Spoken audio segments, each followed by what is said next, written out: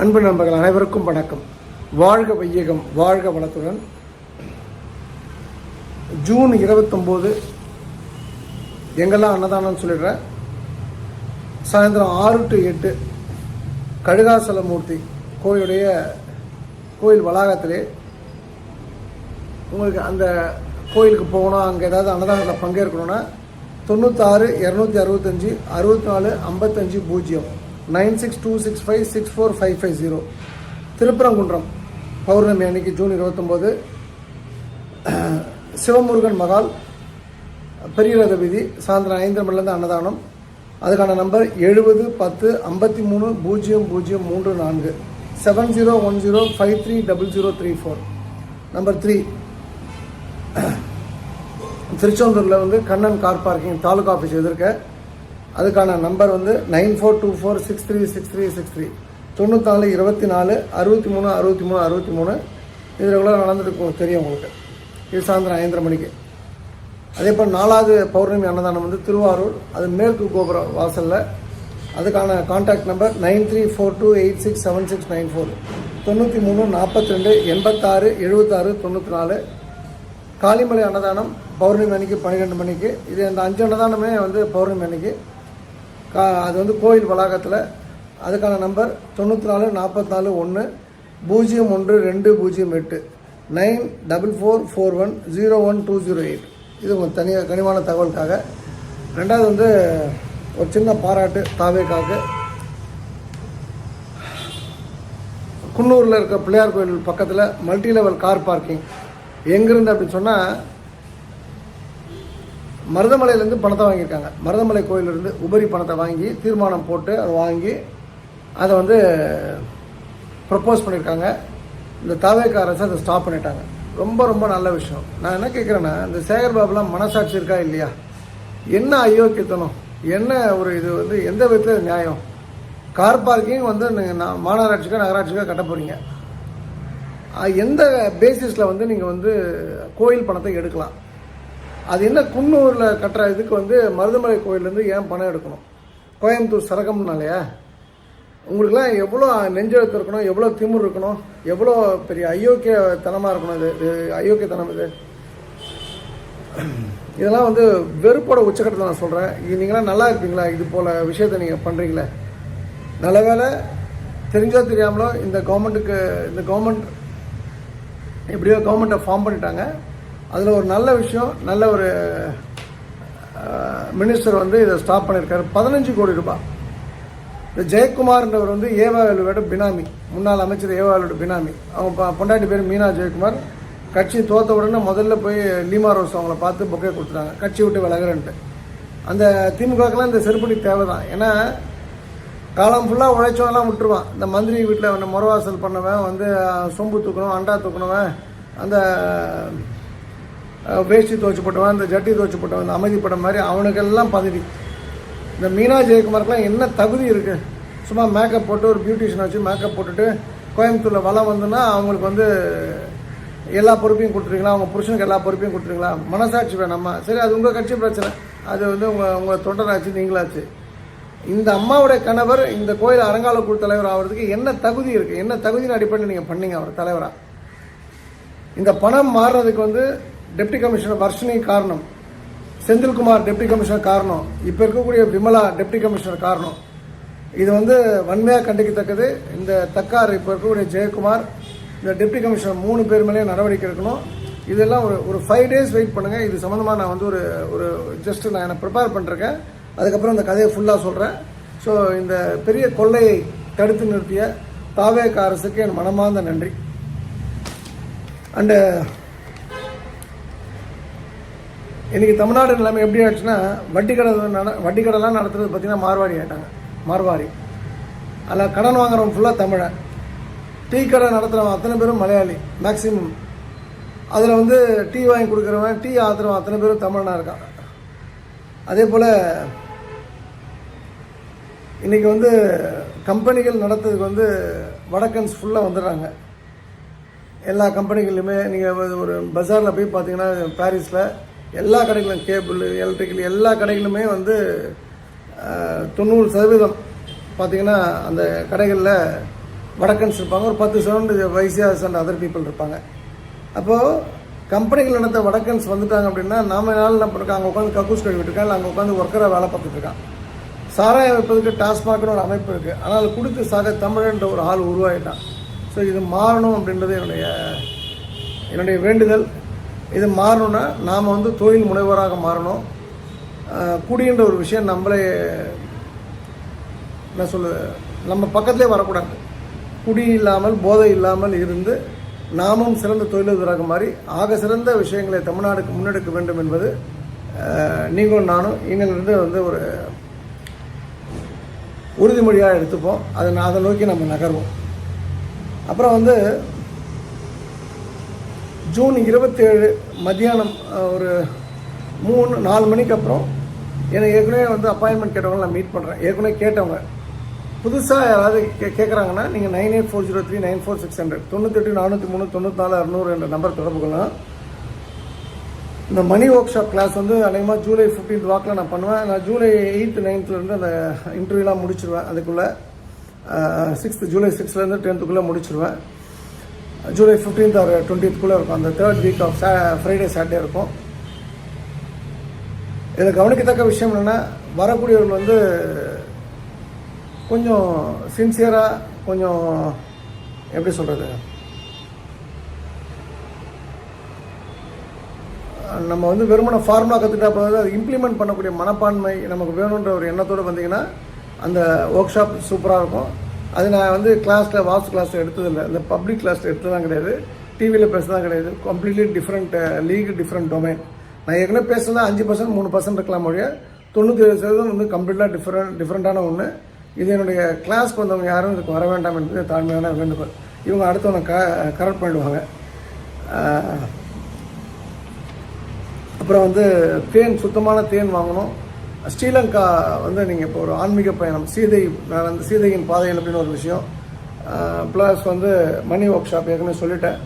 4வது வந்து எங்களுடைய ஆண்டாள் பக்தர்களோட இணைந்து பணியாற்றோன்னா அதுக்கான நம்பர் 98-403-94-600 98-403-94-600 என்ற நம்பர் தொடர்பு கொள்ளும். இது வந்து பொதுவான விஷயங்கள். ஒரு 2 காமனான அட்வைஸ் சொல்லிக்கிறேன். அது என்னென்னா வந்து, உங்களுடைய ரொம்ப அன்புக்குரியவர்கள் ஏதோ ஒரு தவறு பண்ணிட்டாங்க, தப்பு பண்ணிட்டாங்க அப்படின்னா அதை வந்து பப்ளிக்காக நீங்கள் போய் சொல்லாதீங்க. Don't say in public. நீங்கள் வந்து அது மாதிரி சொல்லும்போது அவங்க உடஞ்சி போய்ட்றாங்க. அதை நீங்கள் கவனத்தில் எடுத்துங்க. அப்புறம் அந்த உடஞ்சிட்டாங்கன்னா நம்ம ஒட்ட வைக்க முடியாது, அதையும் நீங்கள் அண்டர்லைன் பண்ணிங்க. அது மாதிரி உங்களோட ஃபினான்ஷியல் டிசிஷன்ஸ் எதாக இருந்தாலும் நீங்கள் பப்ளிக்காக நீங்கள் அதை சொல்லணும் அவசியம் கிடையாது, சொல்கிறது நல்லதல்ல. அண்டு இன்னொரு விஷயம், ஒரு சின்ன விஷயம், இதோட தொடர்பில்லாத இன்னொரு விஷயம், ஆனால் முக்கியமான விஷயம். கிராமப்புறங்களில் நீங்கள் இருக்கிறீங்க, நகர்ப்புறங்களில் இல்லை, அதாவது அப்பார்ட்மெண்ட் சிஸ்டத்தில் இல்லை, அப்பார்ட்மெண்ட் சிஸ்டம் இல்லாத இடத்துல இருக்கீங்கன்னா கூடுமான வரைக்கும் ஒன்று சோலார் வந்து யூஸ் பண்ணுங்கள். 2வது வந்து பயோகேஸ்ன்றதை யூஸ் பண்ணலாம், கோபர் கேஸ்ன்னு சொல்கிறாங்க. 3வது வந்து விறகுகள் வைத்து நீங்கள் வந்து கொஞ்சம் சமையல் ஒரு விஷயத்தை நோக்கி போகலாம். இந்த கேஸ் என்பதை வந்து நம்ம எந்த அளவுக்கு குறைக்கிறோமோ அந்த அளவுக்கு நம்மளோட அந்நிய செலவாணி என்பது வந்து நம்ம கையிருப்பு அதிகமாகும். அது அதிகமானதான் நம்ம வந்து ரியல் ஒரு சிறந்த நாடாக, ஒரு உண்மையான சிறந்த நாடாக மாற முடியும். ஸோ வாய்ப்புகள் பண்ணுங்கள். எனக்கு ஆச்சரியம்னா, பல ரோட்டோர கடைகளில் சென்னையில் நான் பார்க்கும்போது அவங்க வந்து விறகடுப்பை யூஸ் பண்ணுறாங்க. கேஸ் இருந்தாலும் விறகடுப்பை யூஸ் பண்ணுறதே ஒரு வேலையாக வச்சுருக்காங்க, ஒரு வழக்கமாக மாற்றிக்கிட்டாங்க. அது பாராட்டத்தக்க விஷயம். அதை நம்ம வீட்லேயும் கொண்டு வரலான்றது தாழ்மையான கருத்து. ஓகே, நான் ஏற்கனவே சொல்லிட்டேன். ஒரு விஷயம் சொல்கிறேன், ஒரு வாரமாக தள்ளி போயிடுச்சு. அதாவது நான் ஒரு பெண் இருக்காங்க, அவங்க தொலைஞ்சு போயிடுறாங்க. ஒரு 4 பேர் சேர்ந்து அவங்க ஐயோ காணுமே, திவ்யா காணுமே, ரம்யா காணுமே அப்படின்னு சொல்லி தேடினா தான் தொலைஞ்சு போகிறது ஒரு சுவாரஸ்யம் இருக்குது. அந்த திவ்யாவோ ரம்யாவோ தொலைஞ்சு போயிட்டாங்க, யாருமே தேடுறதுக்கு யாருமே இல்லை. 4 பேர் வந்து 10 செகண்ட் பேசிட்டு அதோட மறந்துட்டாங்க அப்படி சொன்னால் அந்த தொலைஞ்சு பொருளில் வந்து எந்த பிரயோஜனமும் இல்லை. அப்போது இந்த நமக்காக ஒரு 4 பேர் இல்லாத இடத்துல நம்ம தொலைஞ்சு போனால் கூட மேபி நம்ம பொண்ணு பையனை தவிர வேறு உலகத்தில் வேறு யாரும், இப்போ உதாரணத்துக்கு பொண்ணு அமெரிக்காவில் இருக்காங்க, பையன் வந்து வெளிநாட்டில் இருக்கான், ஏதோ ஒரு ஊரில் இருக்கான், இல்லை வந்து 2 பொண்ணு 2 கல்யாணம் பண்ணி கொடுத்தாச்சு, மாப்பிள்ளைக்கு 2 பேரும் ஸ்ட்ரிக்ட்டு, அம்மாவுக்கு சப்போர்ட் பண்ண விட மாட்டாங்க, குழந்தை இல்லை, நம்ம வந்து இன்னொருத்தவங்களை டிபெண்ட்டாக இருக்கோம், பெரியம்மா வீட்லேயோ அத்தை வீட்லேயோ அண்ணன் வீட்லேயோ. இது போல் நிறைய சர்க்கம்ஸ்டான்சஸ் இருக்குது, நிறைய ப்ராபபிலிட்டிஸ் இருக்குது. இதில் வந்து கணவர் இல்லை அந்த பெண்ணுக்கு, குழந்தைகள் வந்து சப்போர்ட் ரோலில் இருக்காங்க, குழந்தைகள் சப்போர்ட் பண்ணால் நல்லது அந்த அம்மாக்குன்ற ஒரு இடத்துல அவங்க இருக்காங்கன்னா, அவங்கள ஒரு ஆட்கள் வந்து கொஞ்சம் கூர்ந்து கவனிக்கணும். நாம் வந்து அடுத்த கட்டம் நகரணும் அப்படின்னா சும்மா சமைச்சு போட்டு நமக்கு நாமே சாப்பிட்டுட்டு, நாம் சமைச்சு நாமே சாப்பிட்டுட்டு, நாமே வந்து தூங்கி எழுந்துச்சு, நம்மளை எழுப்புறதுக்கு ஆள் இல்லாமல், தூங்குன்னு சொல்கிறதுக்கு ஆள் இல்லாமல், சாப்பிட்டியான்னு கேட்குறதுக்கு ஆள் இல்லாமல், உடம்புக்கு என்னன்னு சொல்கிறதுக்கு ஆள் இல்லாமல் ஒரு வாழ்க்கையை முன்னெடுக்கிற பெண்கள் இருக்காங்க இல்லையா, அவங்க தான் இந்த இடத்துல கவனிக்கணும். இப்போ அந்த மாதிரி பெண் காணாமல் போகிறாங்க, தேடுறதுக்கு ஆள் கிடையாது. ஆனால் அந்த மாதிரி பெண் காணாமல் போகிறாங்க, தேடுறதுக்கு ஆளும்போது அவங்க ஏதாவது பண்ணால் அவங்க தப்பாக நினச்சிப்பாங்களா, இவங்க தப்பாக நினச்சிப்பாங்களான்னு ஒரு உலகத்தை பார்த்து பயப்படுறது வந்து, அது போன்ற பெண்கள் பயப்படுறது எந்த விதத்தில் நியாயம்? சமீபத்தில் எனக்கு ஒரு ஒரு ஒரு நிகழ்வு, எனக்கு நடந்த நிகழ்வு, எனக்கு தெரிந்த ரொம்ப வேண்டப்பட்ட ஒரு பெண்மணி, ஒரு தொழில் ஆரம்பிக்கிற சம்பந்தமாக ஒருத்தர் போய் பார்க்கணும். அவங்களுக்கு ஒரு நண்பர், ஒரு பெண் நண்பர். அந்த அம்மா எப்படின்னா வந்து இவங்களை வந்து இடது பக்கம் வலது பக்கம் விட மாட்டாங்க. அந்த அம்மா வந்து சில காலங்கள் வந்து சில நேரங்களில் இவங்க கஷ்டப்பட்ட காலங்களில் உதவி பண்ணியிருக்காங்க, அது ஒரு அட்வான்டேஜை எடுத்துக்கிறாங்க. நான் உதவி பண்ணினேன் அப்படின்ற ஒரு விஷயத்தை வைத்து இவங்களை கிட்டத்தட்ட வந்து வெளியிலேருந்து பார்க்கும்போது ஒரு அடிமையாக தான் அவங்கள டீல் பண்ணுவாங்க. நம்பர் 2, அவங்க சொல்கிறத மட்டும்தான் இவங்க கேட்கணும் அப்படின்னு நினைப்பாங்க. நம்பர் 3, வேறு யார்ட்டையும் பழகக்கூடாதுன்னு நினைப்பாங்க. நம்பர் 4, வேறு எதுவுமே பண்ண முடியாதுன்னு சொல்லுவாங்க. ஸோ ஒரு முறை வந்து இந்த விதவை பெண் வந்து அவங்க பெண் நண்பர்கிட்ட பேசும்போது, நான் இந்த மாதிரி இந்த தொழில் பண்ண போகிறேன், உன்னால் முடியாது, உனக்கு வந்து இந்த ப்ராப்ளம் இருக்குது, அந்த ப்ராப்ளம் இருக்குது அப்படின்னு சொல்லி அதை தடுத்துருக்காங்க. இது போல் எது பண்ணாலும் அவங்க கண்ட்ரோல்லே இருக்கணும். ஏதாவது பணம் இருந்தால் கூட என்கிட்ட கொடுத்துரு, நான் உனக்கு வந்து அதில் இன்வெஸ்ட் பண்ணித்தரேன், இதில் இன்வெஸ்ட் பண்ணித்தரேன் கொடுப்பாங்க, கரெக்டாக கொடுத்துருவாங்க. அது பண விஷயத்துலாம் ப்ராப்ளம் கிடையாது. ஆனால் தன்னுடைய பெண் நண்பர் எந்த சூழ்நிலையுமே வந்து வீட்டை விட்டு வெளில போயிடக்கூடாது அப்படின்லாம் தெளிவாக இருக்காங்க. அதே மாதிரி ஒரு முறை அந்த பெண் வந்து விதவை பெண் வந்து தொழில் துவங்கன்னு வெளில போகும்போது, அப்போ அவங்க முன் வைத்த வாதம், இவ்வளோ நாள் இருந்த புருஷன் சேர்த்துட்டு இனிமேல் நீ போகிறேன்னா அந்த ஊர் தப்பாக சொல்லாதா, உன் நடத்தை பற்றி தப்பாக சொல்லாதா, இது போல் இந்த விதவை பெண் போல் நீங்கள் இருந்துடாதீங்க. நான் யாருக்குமே ஒரு சூழ்நிலை கைதியாக நீங்கள் இருந்துடாதீங்க. நாம் வந்து தங்க கூண்டில் அடப்பட்டிருந்தாலும் நமக்கு சிறகுகள் இருக்குது, எதுக்குன்னா பறப்பதற்கு. அதை மறந்து நம்ம கூண்டுக்குள்ளே தான் இருப்போம் அப்படின்னு சொன்னால் அது யாரோட முட்டாள்தனம், யாரோட மடத்தனம்? ஒரு தங்க ஊசி தான் கண்ணில் குத்திக்க முடியுமா? அப்போ நம்மளோட நண்பர், பெண் நண்பர் என்ன ஒரு சிறந்த ஒரு மனுஷியாக இருந்தாலும், நமக்கு உதவி பண்ணியிருந்தாலும், எல்லா இடத்துலையுமே நம்ம வந்து அவங்க சொல்கிறத கேட்கணும், அவங்க அடிமையாக இருக்கணும் அவசியம் கிடையாது. இதை வந்து யாராவது ஒரு ஆண்கிட்ட இல்லை, பெண்ணுக்கிட்ட வந்து கொட்டுவாங்க. அந்த பெண்ணை வந்து கடைசி வரைக்கும் டஸ்ட்பினாகவே யூஸ் பண்ணுவாங்க, குப்பத்தொட்டியாகவே யூஸ் பண்ணுவாங்க. அவங்க என்ன மறந்துடுவாங்கன்னா, நம்ம பேசக்கூடிய நம்ம கருத்துக்களை உள்வாங்கக்கூடிய பெண்ணுக்கும் ஒரு குடும்பம் இருக்குது. நம்ம பேசினாலும் அந்த குடும்பம் வீணாக போய்டுன்றது அவங்களுக்கு தெரியாது. நம்ம வந்து சொல்லக்கூடிய இன்ஃபர்மேஷன்லாம் நம்முடைய பெண் தோழி, விதவை தோழிக்கு அவருடைய குழந்தைகள், விதவை பெண்ணுடைய குழந்தைகள் பாதிக்கப்படும், பேரம்பேத்திகள் பாதிக்கப்படும்ன்ற உணர்வு கிடையாது. தன்னுடைய விஷயத்த சொல்லணும்.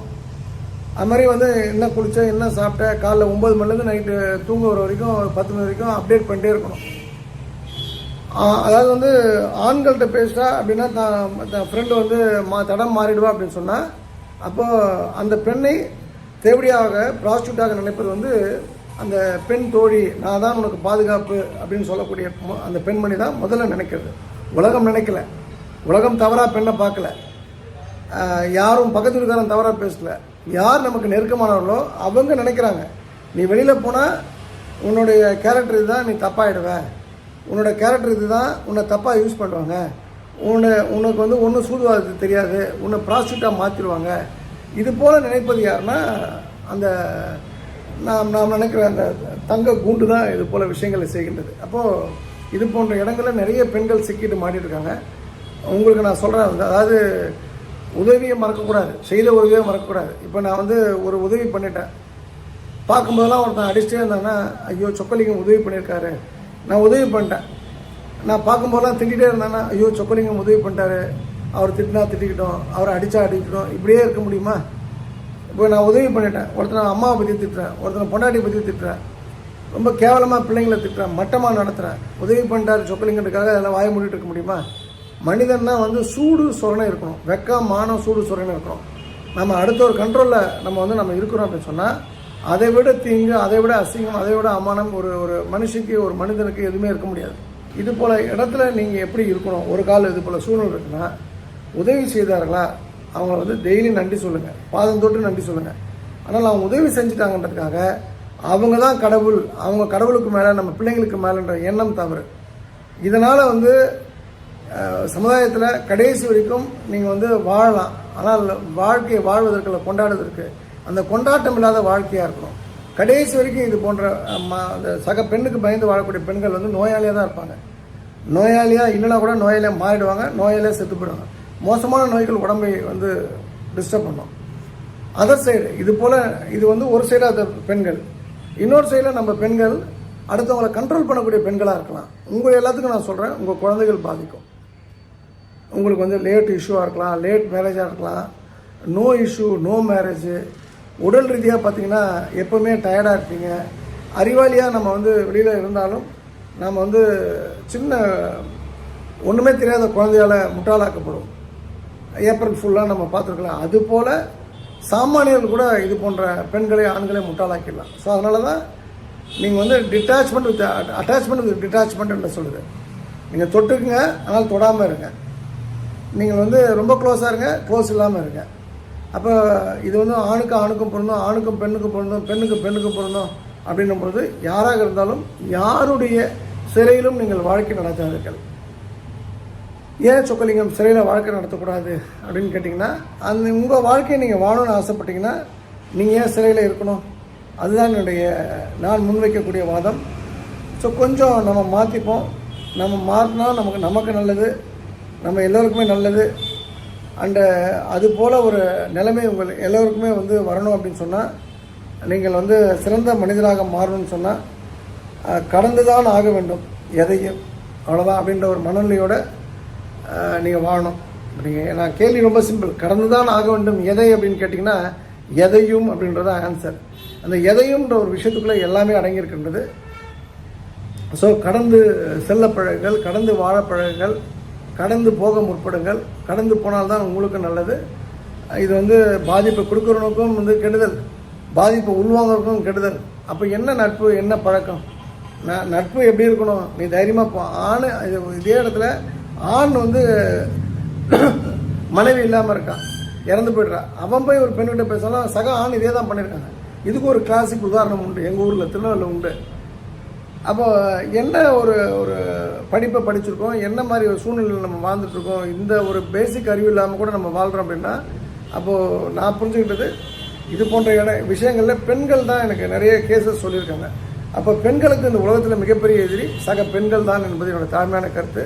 ஸோ கடந்து போங்க. எதை அப்படின்னு கேட்டால் எல்லாத்தையும், எதையும் அப்படின்றதான் பதில்.